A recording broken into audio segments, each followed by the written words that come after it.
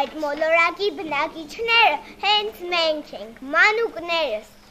Այդ մոլորակը հեքիաթային է ու շատ բազմազան, այդ մեր ճգնակ գեղեցիկ մոլորակում իշխում են բարին, գեղեցիկը և լավը, դա է և զանգացնում մոլորակի բնակչությանը, նրանցից մեկն էլ ես եմ։ Մենք հոգատար ու սրտաբաց ենք միմյանց նկատմամբ, մանկության մոլորակը անվտանգ ու ապահով է, որովհետև այդտեղ իշխում է բարությունը,